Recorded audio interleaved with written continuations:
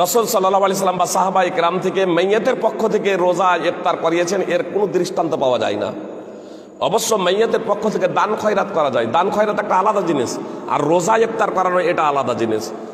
এখন প্রশ্নটা হচ্ছে যে রোজা ইফতার করানো, মাইয়াতের পক্ষ থেকে রোজা ইফতার করানো, মাইয়াতের পক্ষ থেকে যদি রোজা রাখা হয় তাহলে রোজা রাখা যাবে? নফল রোজা সকলের ক্ষমতে যাবে না। মেয়েদের পক্ষ থেকে নামাজ পড়বো মনে করি, নামাজ পড়া যাবে না। মেয়েদের পক্ষ থেকে নফল রোজা রাখবো মনে করি, নফল রোজা রাখা যাবে না। তো রোজা যে ইফতার করাবে সে রোজা রাখার সাইমে রোজাদারের সমপরিমাণ সে সওয়াব পাবে, তার নেকিতে ঘাটতি হবে না।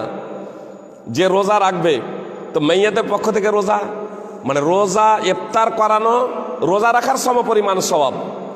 রাসূল সাল্লাল্লাহু আলাইহি সাল্লাম বা সাহাবায়ে কেরাম থেকে মাইয়াতের পক্ষ থেকে রোজা ইফতার করিয়েছেন, এর কোনো দৃষ্টান্ত পাওয়া যায় না। অবশ্য মাইয়াতের পক্ষ থেকে দান খয়রাত করা যায়, দান খয়রাত একটা আলাদা জিনিস, আর রোজা ইফতার করানো এটা আলাদা জিনিস। এজন্য আমি বলবো যে মাইয়াতের পক্ষ থেকে নয়, বরং রোজা ইফতার নিজেদের পক্ষ থেকে করান, নিজেরা নাকি সঞ্চয় করুন।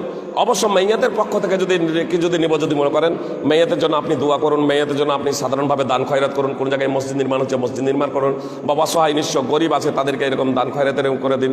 যে কোনো অসহায় গরিব এরকম আছে তাদেরকে এরকম আপনি খেজুরি কিনে দিয়ে দেন, বাড়িতে এরকম খেজুর পৌঁছে দেন, এরকম বিভিন্ন ধরনের ফলমূল, চাল আপনার পৌঁছে দেন, ডাল পৌঁছে দেন, বিভিন্ন শাক সবজি পৌঁছে দেন গরিব অসহায় নিঃস্ব ব্যক্তিদের বাড়িতে।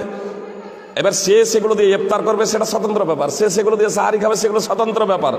আপনি ডাইরেক্ট আপনি তাকে ইফতার করাচ্ছেন না।